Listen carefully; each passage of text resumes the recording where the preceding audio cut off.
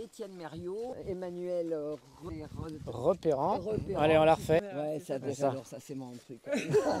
Alors, moi je suis menuisier au départ, infographiste, apiculteur. Et donc je suis dans le groupement forestier depuis sa création par Emmanuel, il y a 3 ans. Et donc moi, Emmanuel Repérant, je suis infographiste de métier.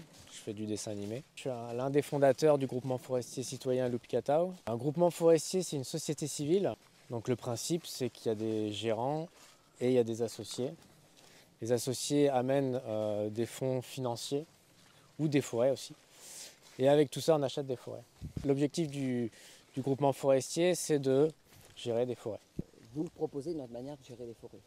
Tout à fait, on fait passer l'écologie en avant et non le côté économique. Est-ce qu'il faut pour autant opposer l'économie et l'écologie? Pas du tout.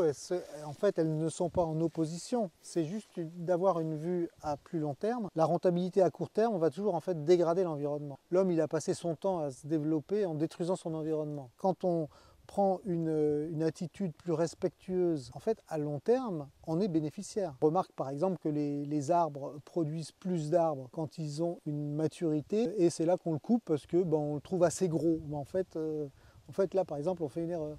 On peut très bien vous dire, oui, mais vous êtes des consommateurs. On entretient un système qui nécessite de couper des arbres avant peut-être leur maturité. On est tous responsables quelque part. Bien sûr, on est responsable. Le chauffage avec le bois doit se faire tout à fait à la fin du cycle du bois. Il doit d'abord être du bois d'œuvre qui va rester pendant 100 ans dans une maison pour peut-être fabriquer encore autre chose. Et puis quand vraiment ce matériau, on a fait des pinces à linge avec et on ne sait plus quoi faire, là on va le brûler. Alors, il me semble que vous avez aussi un autre projet. Oui, alors nous on est propriétaires forestiers.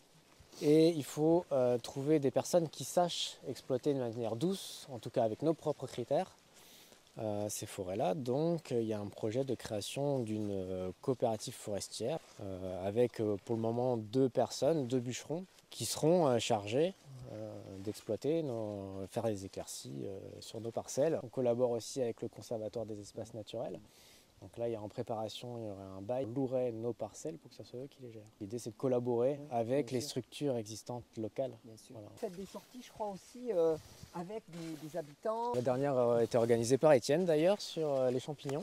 On a fait une sortie champignons avec un spécialiste. On a été une 50aine. Là, ça crée vraiment des choses très sympathiques. On fait des sorties forêt de temps en temps pour montrer un peu nos massifs et puis essayer de sensibiliser les gens. Et on a écrit un livre. On parle dans un premier temps de la culture forestière. François Vigneault, qui est conteur occitan, il nous parle un petit peu des noms de hameaux, pourquoi ce nom-là. C'est assez intéressant, surtout quand on arrive dans la région, qu'on n'est pas habitant d'ici, de comprendre pourquoi ça s'appelle le Maine du Beau. Je ne me rappelle plus. Mais le petit bois. Je vais relire le livre. Donc ça, c'est un livre qu'on vient de sortir. Avec ça, l'association achètera des forêts. Eh bien, merci à tous les deux et bonne continuation. Merci.